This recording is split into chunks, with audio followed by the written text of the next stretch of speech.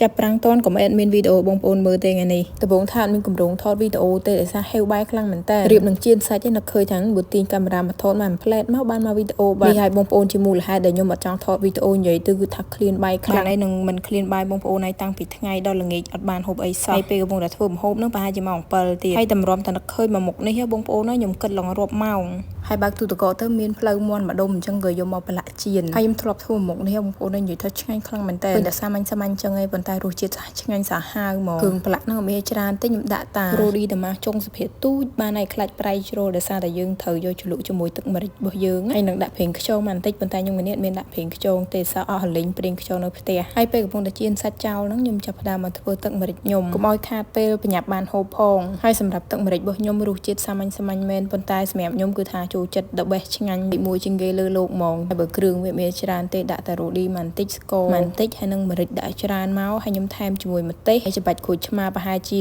មួយផ្លែមួយចំណិតហើយចុងក្រោយគេហ្នឹងគឺខ្ញុំលាយទឹកបន្តិចដើម្បីកុំឲ្យខាប់ខ្លាំងពេកពេលធ្វើទឹកម្រេចហើយគឺសាច់ចាប់ផ្ដើមឆ្អិនល្មមហើយសម្រាប់មាន់ណាពេលខ្ញុំយកទៅចៀនគឺខ្ញុំចូលចិត្តណាស់យកផ្លូវមាន់ទៅចៀនឆ្ងាញ់ជាងធូងមាន់ទៀតដោយសារតែធូងមាន់ពេលយើងយកទៅចៀនទៅរៀងសោះប៉ុន្តែខ្ញុំគិតថាបើធូងមាន់បើយើងដឹងវិធីធ្វើក៏ឆ្ងាញ់មួយយ៉ាងដែរម្ហូបនេះគឺអត់មានឈ្មោះទេបងប្អូនគ្រាន់តែចៀនផ្លូវមាន់ធម្មតាហើយនឹងបន្លែយកទៅត្រឡប់បានតិចតួចនិយាយទៅគឺអត់មានឈ្មោះទេប៉ុន្តែហូបទៅឆ្ងាញ់អាចថាមុខម្ហូបមួយមុខនេះគឺស្តៀងនឹង steak ដែរទៅរករើក្នុងទូទឹកកកនេះបានផ្សិតបន្តិចហើយនឹងពេញប៉ោះនឹងខាត់ណាខៀវនេះដំបូងថាអត់ចង់ដាក់ពេញប៉ោះទេព្រោះខ្ញុំអត់សូវចំណូលពេញប៉ោះអាធំតែពេលយកទៅចៀនទៅបងប្អូនឲ្យរសជាតិនិយាយទៅឆ្ងាញ់មែនតើហ្មងឡងអែមចេញពីបន្លែសាច់មាន់នេះឃើញតែអញ្ចឹងឯងមិនមែនខ្លោចទេបងប្អូនគ្រាន់តែប៊ីសខ្លោច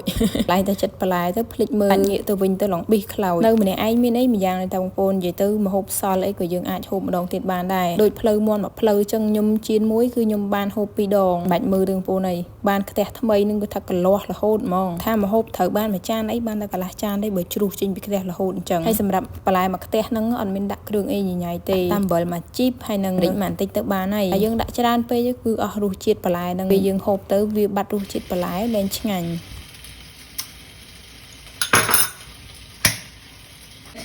ឲ្យតែដៃមិនបងប្អូនឯងនិយាយទៅរសជាតិទឹកម្រេចថ្ងៃហ្នឹងគឺឆ្ងាញ់ខ្លាំងមែនតែនហ្មងពេលឃ្លានខ្លាំងចឹងមានរៀបរាប់អីធ្វើយូរទេបងប្អូនហើយប្រហែលជា5-10នាទីគឺបាយក៏ឆ្អិនទឹកម្រេចក៏ហើយយ៉ាងថ្ងៃនេះរៀងឃ្លានប៉ុណ្ណាក្តៅក៏រៀបចំបាយទឹកឲ្យស្អាតដែរមុននឹងយើងហូបទឹកម្រេចនេះទុកចាំកាលយើងយកមកស្រោចលើសាច់លើបន្លែមកភ្លេចធ្វើសាកហូបទាំងអស់គ្នាបងប្អូនឯងនិយាយទៅសាមញ្ញឯងប៉ុន្តែឆ្ងាញ់សម្រាប់បងប្អូនគាត់ចង់សម្រក់ឬមួយអ្នកទៅជីមអីចង់ធ្វើបែបហ្នឹងធ្វើបានប៉ុន្តែយើងយកធុងមាន់យកធ្វើវិញបានវាអត់ឡើងគីឡូតែផ្លូវមាន់នេះគឺថាជាតិខ្លាញ់ច្រើនអញ្ចឹងវាអាចមានហានិភ័យឡើងគីឡូអញ្ចឹងណាព្រោះខ្ញុំយល់អារម្មណ៍ច្បាស់អ្នកទៅជីមអីគឺគាត់ហូបប្រយ័ត្នមែនតើពេលខ្លាំងពេកអត់មានបានយកម្ហូបនេះទៅហូបលើទុកត្រឹមត្រូវទេគឺហូបនៅចក្រានបដ ாய் តែឃ្លានប៉ុណ្ណេះគឺថាអត់មានបានត្រឹមត្រូវជាមួយទេបងប្អូនអើយទៅអីប្រាំងអត់តាន់ទេហូបហើយឥឡូវនេះដល់ម៉ោងពេលវេលាតិចវាចំផ្ទះសវែងចក្រានបាយបងប្អូននិយាយទៅពេលធ្វើម្ហូបមិញមានការរាជាខ្លាំងហ្មងពេលយើងធ្វើម្ហូបបែបប្រញាប់អញ្ចឹងក៏មានការរាជាខ្លាំងនៅម្នាក់ឯងទេណាបងប្អូនតែចានឆ្នាំងច្រើននោះនិយាយទៅខាងបរីក៏ជំនាញខាងរៀបក៏ជំនាញហើយបើថាបានសម្អាតវិញគឺថាយកសាប៊ូ